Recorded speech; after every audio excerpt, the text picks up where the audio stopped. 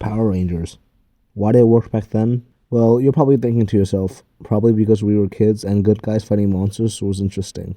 But I don't really think this argument works. We have more superhero media today than ever before. So what really changed? Well, it wasn't the show. It was us. And I'm specifically talking about Power Rangers from like the 2010s, because that's what I grew up watching and what I associate with Power Rangers.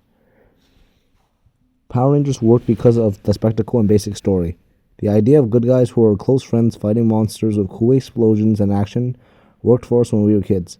But now we are older. People from this era are teenagers now, and we want to watch things with deeper themes, characters that are more complex, and action that is more than just CGI explosions and actors jumping in the air. And that's not to say people don't watch Power Rangers anymore. Me rewatching clips and feeling nostalgic is actually why this video is getting made. The fan base is still very massive, and people still very clearly care about the property. Despite how much I've been complaining, I think for a kids show, it is nuanced and very interesting, and there are some points I want to talk about. But I'll probably save those for a future video, so if you want to see that, leave a like and subscribe so I can gauge how many people want to see something like that. Anyways, getting back on track, I think the biggest reason why Power Rangers has had its quote-unquote fall from grace is the fact that the structure got boring. Every episode became so predictable, and so there was never much tension. The average episode went, new powerful villain arrives, beats the Rangers gets a new form or learn a moral lesson, and win easily by grunting harder than before. Stretch that same format over 30 years, and yeah, of course it's going to get stale. But you might be asking, well yeah, the point is that it works short term and that you grow up with it. Then the new generation comes along and the cycle continues. But in this day and age where any kid with a phone can go on YouTube and watch some of the most cinematic media ever created, why would they watch something that seems so basic in comparison?